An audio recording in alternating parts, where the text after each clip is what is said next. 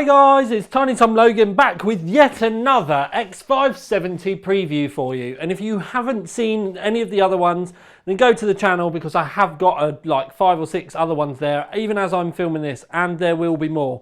The main reviews will be live on the 7th of July, and that's when I can talk to you about CPU performance, bandwidths, Navi performance, PCI Express 4, drive speed performance, and all of that sort of stuff. So this is just an aesthetic look at the X570 MEG Ace from MSI. And as I've said, it is my first MSI board through today. But we're going to skirt around the box because essentially there's a lot that I can't really talk to you about at the moment. So it's a good chance for us just to have a ganders. If you want to read any of this, then what you can do is literally just hit pause at any moment, and then you'll be able to spend a little bit more time on it.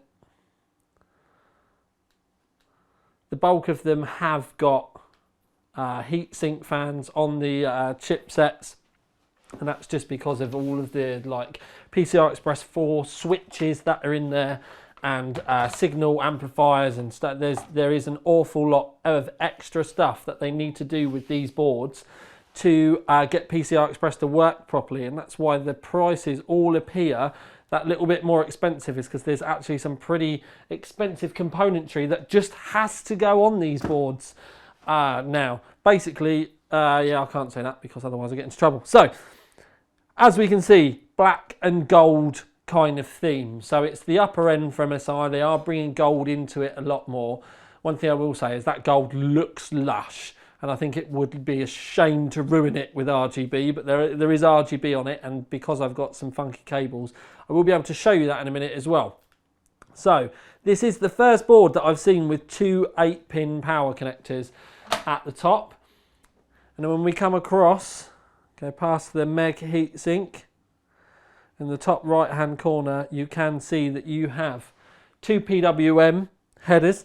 Then you've got an RGB header here. This header here is actually a Corsair proprietary header for their RGB, so you can actually hook that up with the board and everything can kind of all link in all nicely. Another couple of headers down the right hand side there. Then essentially we're just getting to the debug LED, but we've got a third fan header there. These are the debug LEDs, that's what they call them. Essentially you've got LEDs there for, oh, too far, there we go. So you've got your CPU, your DRAM, your VGA, and then the boot LEDs. Although the boot LED, it does kind of look like it's hidden just because it was on an angle, because the board's on a display stand. 24 pin. Sliding down, you've got a horizontal USB 3 there. Strangely for this, and I do say strangely, there are only 4 SATA ports.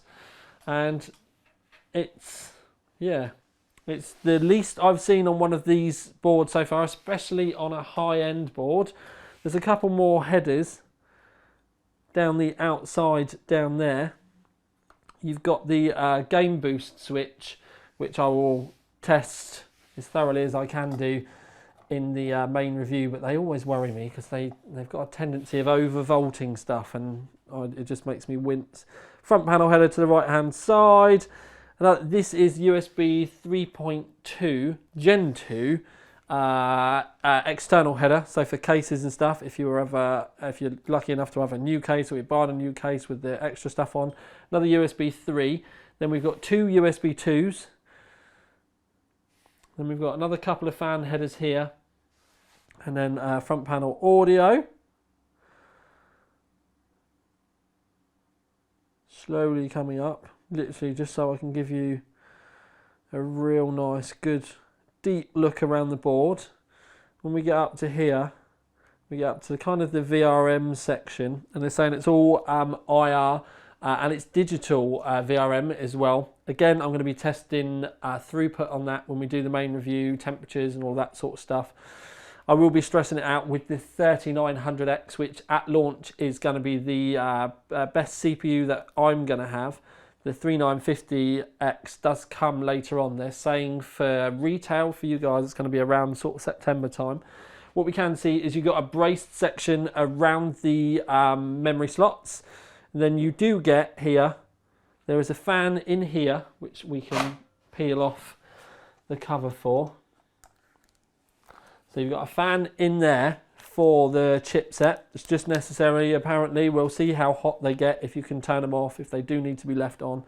You've got 3 M.2 up here, so you've got 2 80s, and then you've got a third one at the top, which is 110 millimeters long. So it gives you quite a range of options with your M.2. Then the rear I/O, you have the BIOS, the flash BIOS button. They were calling it flashback last gen. They've changed the name of it because it's been trademarked and like copyrighted by Asus. You've got this clear CMOS button. You've got your Wi-Fi there. You've actually got a PS2 port here, which is all good. And then we do have a range of USBs, a Gigabit Ethernet. The lower one with the red around it's 2.5 gig Ethernet. Don't forget, with the Ethernet though, you do need the rest of your network to support it. So if you took a Cat6 cable, plugged it into your 2.5G, and then plugged it into a Gigabit router or switch, it will only run at Gigabit. So you have to have everything else needs to match. Then you've got gold-plated audio connectors on the back there, and you've also got that. Oh, there we go. We're going to find out what that special red one is. We can work it out later. I think it's an output on it. Anyway, so we have all of those connectors around the back. I actually think this is a rather nice looking board. Like I said, it would be a shame to ruin it with RGB, but let's see if they have.